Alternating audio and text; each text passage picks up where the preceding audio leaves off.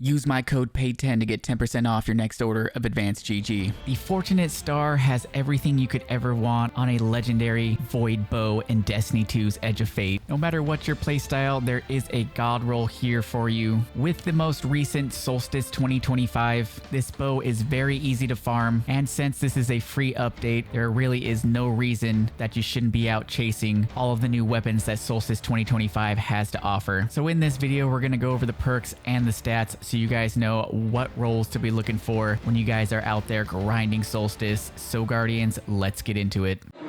Yo, it's time to subscribe to Paid to Be Famous. What are you doing? Subscribe to Paid to Be Famous. Subscribe to Paid to Be Famous. Like the video, come on. Hell you know yeah. the drill. Button. And slap that like button.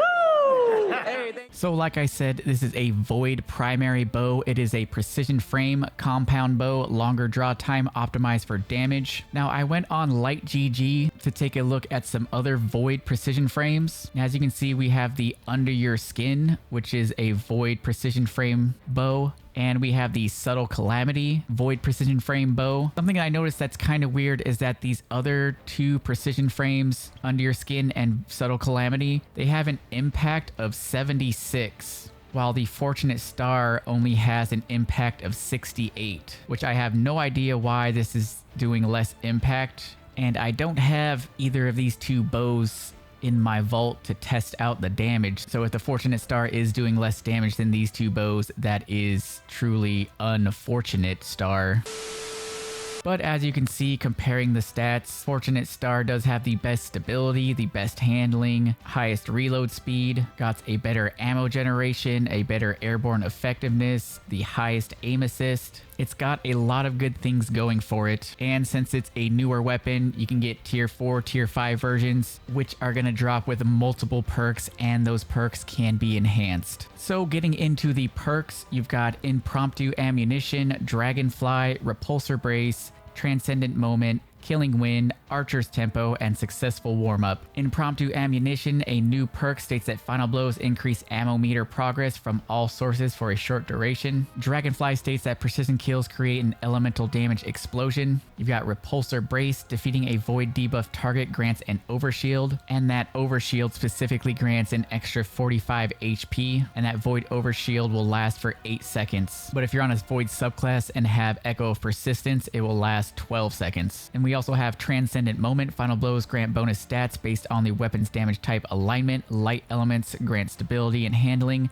Dark elements grant range and aim assist. While you're Transcendent, this weapon gets both these bonuses. You also have Killing Wind. Final blows grant increased mobility, weapon range, and handling for a short duration. On a weapon kill for 5 seconds, it gives you 50 mobility, 40 handling, 20 range, 5% increased damage fall off distance, and additional kills extend the duration by 5 seconds up to 8 seconds. Then we also have Archer's Tempo. Draw time decreases after every precision hit. Precision hits decrease draw time by 25% for 3 seconds. Then you also have Successful Warm-Up. Each final blow increases charge or draw time. Weapon kills decrease charge draw time by 37.5% for 6 seconds. Kills while a perk is active add 4 seconds to the duration up to a maximum of 20 seconds. So in that first column, we've got a lot of good bow perks. And in the second column, you have Explosive Head, Precision Instrument, Destabilizing Rounds, Sword Logic, Archer's Gambit, Demoralize, and Eye of the Storm. Explosive Head, arrows explode after a short delay,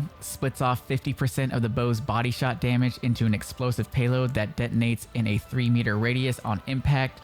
The payload deals 30% increased damage in PvE and staggers PvE combatants more. In PvE, the total damage is increased by 15% of the weapon's body shot damage. On crits, the overall increase is 10.3% for precision bows. Then you have Precision Instrument, dealing sustained damage increases precision damage, and Precision Instrument stacks up to 6 times. I've got Precision Instrument on my bow, so at base, 211, goes up to 218, 232, 242, 253, and then 263, then 274 at times 6. So at times 6, that is a 25% increase to damage, which is pretty nice because you don't even have to get a kill to get that damage buff going. Then we've got Destabilizing Rounds. Defeating a target creates a void burst. Hitting other targets with this burst makes them volatile and grants you volatile rounds for a short duration. Weapon kills apply volatile to enemies in a 6.5 meter radius around the target. There is a 1.5 second cooldown between activations, and applying volatile to enemies with a perk grants volatile rounds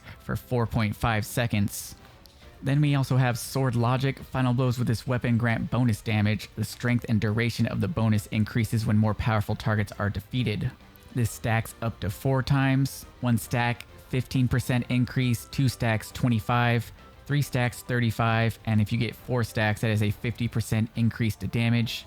You're not really going to be running around getting 4 stacks of Sword Logic all the time. More realistically, you're going to be getting ×2, which is that 25% increase to damage. Then we also have Archer's Gambit on this. Hipfire precision hits grant a massive draw speed bonus for a short duration. Hipfire precision hits grant the following benefits for 4 seconds.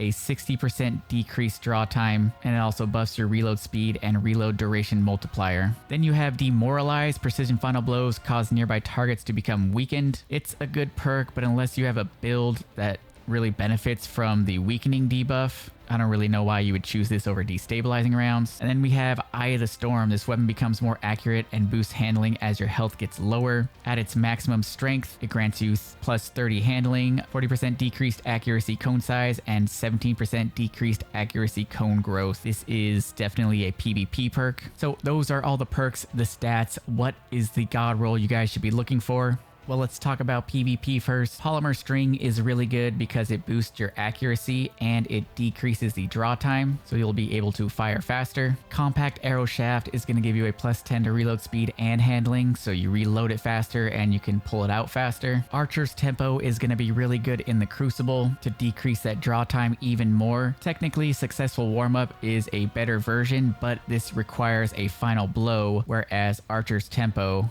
just requires hits. And then I would go with probably like Eye of the Storm in that last column. This is really going to help you with those 1v1s. Make sure you look for a draw time masterwork. Then you can put something like a freehand grip mod on there. That is going to be a pretty accurate bow in the Crucible. For the PvE role, you've got quite a few options here, but I think the most popular roles are going to be either Dragonfly or Repulsor Brace in this first row. Dragonfly for the AoE explosions, Repulsor Brace for that free overshield, and then there are a lot of good options in the last column, but let's be real here. Pretty much everybody is going to be going for destabilizing rounds. And for the masterwork, I would still go with like a draw time masterwork, and then you can put like one of the temporal mods on there. So if you guys missed out last season on the Anamnesis Adept bow, you should definitely get your hands on the Fortunate Star bow. Very good for Void builds. A lot of Void synergy going on here. But that's going to do it for me. That is just my opinion on this weapon. Let me know what you guys think about this down in the comments. What role do you guys got on yours? And let me know, did you guys get a tier 5? I'm still not high enough light level. I'm not getting much tier 5s. I still got a lot of grinding to do. So it looks like I'm headed back to Caldera. If you guys are new here, subscribe to the channel. Leave a like if you found this helpful. I'll catch you guys in the next one.